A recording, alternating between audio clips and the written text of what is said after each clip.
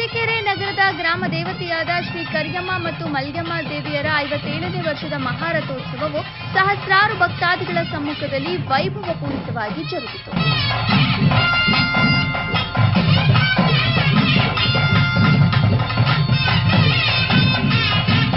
ರಥೋತ್ಸವಕ್ಕೂ ಮುನ್ನ ಶೃಂಗರಿಸಿದ್ದ ರಥದ ಮೇಲೆ ಪುಷ್ಪಾಲಂಕಾರದೊಂದಿಗೆ ಕಂಗೊಳಿಸುತ್ತಿದ್ದ ಕರಿಯಮ್ಮ ಮತ್ತು ಮಲ್ಯಮ್ಮ ದೇವಿಯರ ಉತ್ಸವ ಮೂರ್ತಿಯನ್ನ ರಥದ ಮೇಲೆ ಪ್ರತಿಷ್ಠಾಪಿಸಿ ಮಹಾಮಂಗಳಾರತಿ ಬೆಳಗುತ್ತಿದ್ದಂತೆ ಈ ಶುಭ ಗಳಿಗೆಗೆ ಕಾಯುತ್ತಿದ್ದ ಭಕ್ತರ ದಂಡು ಗ್ರಾಮ ದೇವತೆಯರ ನಾಮಸ್ಮರಣೆ ಮಾಡುತ್ತಾ ರಥವನ್ನ ಎಳೆದು ಪುನೀತರಾದರು.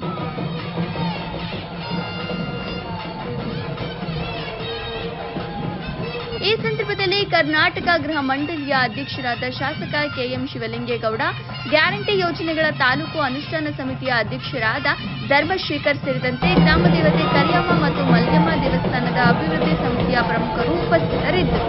ವರದಿ ಜಿ ಬಾಲಕೃಷ್ಣ, ಅರಸೀಕೆರೆ.